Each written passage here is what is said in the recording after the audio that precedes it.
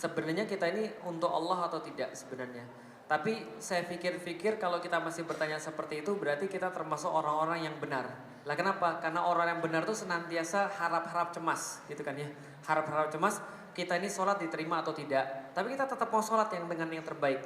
Karena kalau ada orang yang sudah nggak punya pertanyaan lagi, berarti dia sudah merasa suci. Merasa suci itu buruk. Merasa buruk itu bagus. Nah kenapa? Karena kita senantiasa mau memperbaiki diri. Ada satu kisah tentang Abdullah bin Rawahah. Abdullah bin Rawahah ini adalah seorang sahabat Rasulullah yang ahli syair. Dia pintar sekali buat syair yang bisa membangkitkan orang untuk kemudian berjihad.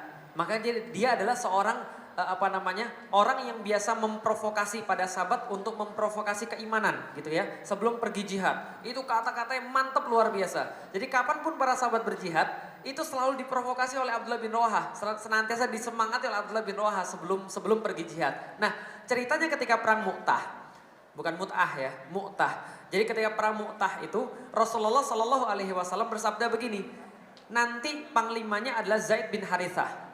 Kalau Zaid bin Harithah wafat, maka gantikanlah dengan Ja'far bin Abu Thalib. Kalau Ja'far bin Abu Thalib wafat, maka gantikanlah dengan Abdullah bin Rawahah. Nah, maka sahabat-sahabat itu semua sudah tahu. Lah kenapa 3 orang ini besok syahid gitu kan ya. Nah 3 orang ini besok syahid lah kenapa? Karena Rasul sudah ngomong.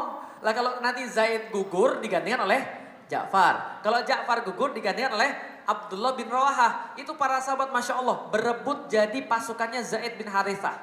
Lah kenapa? Pengen wafat duluan. Itu kalau para sahabat begitu, berebut paling wafat. Siapa yang pengen wafat duluan? Menghadap Allah Subhanahu wa taala. Yang kedua adalah yang paling cepat penuh adalah pasukannya Ja'far bin Abu Thalib. Besoknya benar. Ja'far meninggal, Zaid meninggal, lalu kemudian diambil Ja'far, kepemimpinan itu Ja'far meninggal. Ketika Ja'far meninggal, Abdullah bin Rawahah itu ketika melihat bendera la ilaha illallah Muhammad Rasulullah yang penanda pasukan paling depan atau penanda pemimpin itu jatuh ke tanah, diambil itu kemudian benderanya, pas mau maju dia agak sedikit dredeg gitu loh.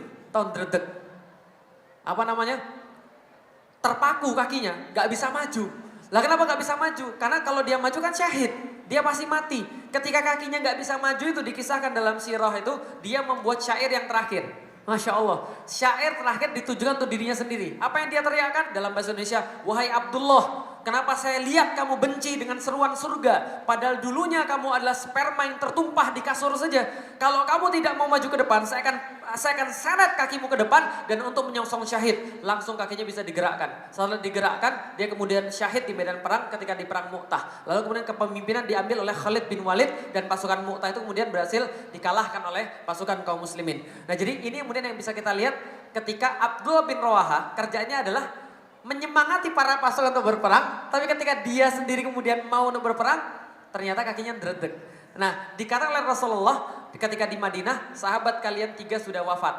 Yang Zaid bin Harithah Allah masukkan ke dalam surga. Yang Ja'far bin Abu Thalib 2 tangannya yang putus digantikan oleh Allah dengan sayap. Sehingga kalau antum lihat di Turki ada pedangnya judulnya Ja'far At-Tayyar. Jadi Ja'far yang seperti burung karena dia sudah punya sayap ketika di surga Allah. Nah jadi itu digantikan dengan sayap.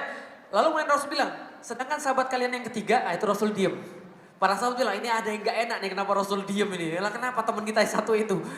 Rasul emang kenapa Abdullah? Rasul bilang, yang satu itu singgasananya miring dibandingkan dengan saudaranya yang lain. Lah gara-gara apa singgasananya miring? Gara-gara dia ragu untuk maju ke medan jihad. Lah kalau kita alhamdulillah masih punya singgasana daripada ngesot paham sekalian. Lah tapi setidaknya ini cuma jadi pemikiran pribadi kita. Nah, lalu bagaimana indikasinya kita itu lillah atau tidak? Oke, cek baik-baik. Sekarang saya mau kasih tahu. Jadi gini sekalian. Orang itu Allah satu-satunya yang membuat dia terpusat atau bukan, yang menjadi sesembahan satu-satunya dan tidak ada yang lain, itu bisa dinilai dari beberapa. 1, coba perhatikan sehari itu antum berapa lama mikirin Allah, berapa lama mikirin yang lain. Itu penting sekali karena orang senantiasa membicarakan sesuatu yang dicintainya tanpa sadar. Jadi kalau antum tiap hari ngomongannya adalah tentang ya selain Allah, apapun itu, ucapan-ucapan selain Allah, itu tanda-tanda antum harus kemudian introspeksi diri. Jangan-jangan yang lebih antum ngomongin jangan-jangan yang paling sering antum ngomongin bukan Allah Subhanahu wa taala, tapi yang lain. Bisa dipahami teman sekalian. Tapi kalau setiap hari antum sering omongin, sering pikirkan, sering kemudian menyita perhatian antum, yang tadi saya bilang akifun tadi. Ya, akifun itu artinya tersita di situ. Antum nggak bisa dipalingkan oleh yang lain.